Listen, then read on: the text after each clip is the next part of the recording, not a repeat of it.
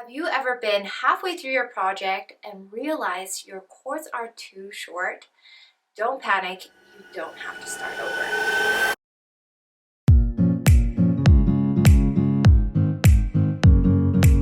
Hey everyone, it's Nicole here from BOCHIKNOT Macrame, and in this video I'm going to be going over how you can add cords partway through your project so you don't have to scrap the whole thing and start over. In particular, I'm going to be going over methods with the double half-hitch knot and how you can add them seamlessly so it looks like you did nothing wrong within your project. I already released a video on how you can add cords partway through for square knot projects. If you're interested in checking that out, I'll link that up here. I'll be going over two methods on how you can add cords for double half-hitch knot projects. And with that said, let's jump right in. For double half-hitch knots, here is a row of diagonal double half-hitch knots I've made. And say you still have a few more sections left to do, but you're already running out of cords here. Now, usually it's not that all of the cords in a row for double half-hitch knots are the same length like this. They're usually varying in length, so some are shorter, some are longer. It really depends on your pattern. But if you are just making rows and rows of double half-hitch knots, then yes, of course, you will have the same lengths when you run out. So there is a trick to this. It's easier when there's varying lengths. So you have some shorter lengths and some longer ones, and you just have to replace the shorter ones. But if in this case you have a whole row of short ones and you have to replace them all, I'll show you how to do that. Okay, so when you're trying to replace cords at a time, you have to do it sections at a time, and I'll explain why a little bit later. Because all 6 cords here are too short, we're going to start with the right 2 cords. So we're going to take those to the back and we're going to add an extension here. So this is another slightly longer strand of cord. Just pretend it's a lot longer. And we're going to attach it here with the reverse lark's head plus half-hitch knot. So because one cord has 2 ends, replaces 2 cords, this is what we're going to do to replace those 2 cords there. So reverse larks at first, then a half-hitch knot on both sides.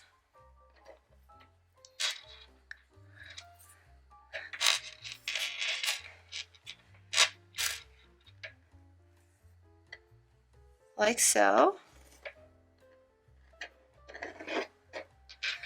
And then those cords will be tucked in at the back, and then we're going to finish off our row of double half-hitch knots here. Now you want to be able to finish at least 1 or 2 more double half-hitch knots at least with some of the cords, so don't leave it too short to replace the shorter cord ends. The reason why we can't replace the whole row all at once is because if you do that, you're going to have a large gap in between the rows, and we don't want that, especially if you're making, say, a bag pattern, coaster pattern. A gap would not look nice. And so now take the other cord down and make a double half-hitch knot. Now this is the method for replacing a lot of cords, where attaching an extension using reverse lark's head plus half-hitch knots are the easiest way to do this. Now taking the top cord down,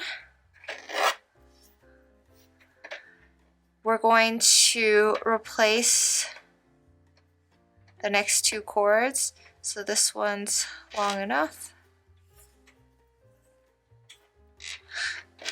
And then now adding an extension.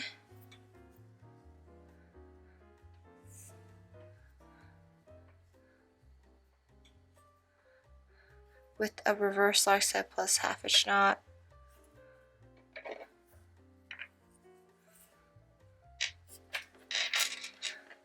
So those 2 cords at the back can now be ignored as well.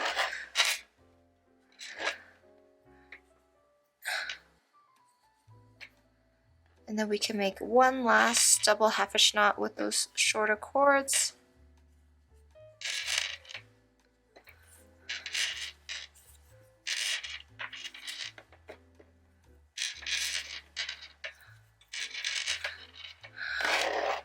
And then, of course, you do it again, and you just need to replace those two cords.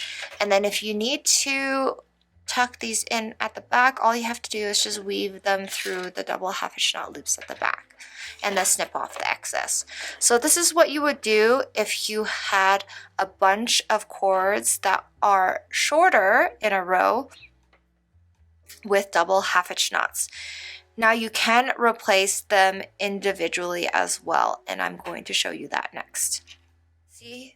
Now for the second scenario, you see here that you only have one that's especially short, so you just want to replace that one cord. It really depends on the pattern before your double half-hitch knots. Perhaps this is not just a double half-hitch knot only pattern where you have other knots that took up more cord in certain sections of your project, and that typically happens. So if you need to just replace one strand of cord, you can definitely do that. To do so, this is what you would do. Start off with your regular cords using a double half-hitch knot, then take your longer cord extension, and what you would need to do is you're going to make a double half-hitch knot here. So you just need to leave a short end at the top, take the longer end at the bottom, over through the left of the anchor cord, and then over through the right and through the loop, like this. And then you would slide it up to where that knot should be, and then that end also gets tucked at the back. So those two cord ends are now tucked at the back.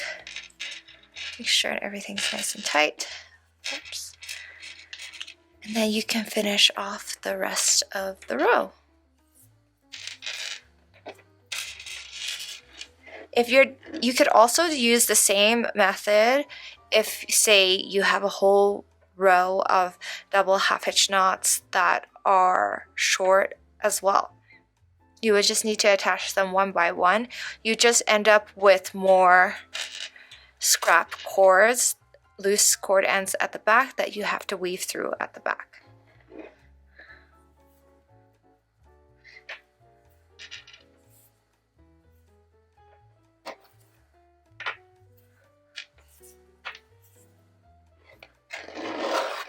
And tucking those in at the back, you now have replaced that shorter cord end, and you're ready to continue on.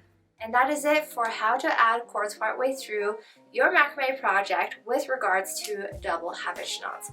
I hope these methods were helpful to you should you be running out of cords partway through your project and you don't want to start over. There may be certain cases where you have to untie your project and start over, but for the most part, if you are able to, I'd recommend using these methods to try to add extensions onto your project so you don't have to take it apart. If you're interested in learning some intermediate or advanced macrame techniques, you may want to check out our BOCHIKNOT macrame community on Patreon or our YouTube membership for some members only exclusive videos. There is a lot to learn, so if you're keen on excelling at your macrame skills quicker, then I'd recommend checking them out, and I'll link them in the description below. As always, thank you guys for watching, and I'll see you guys next time.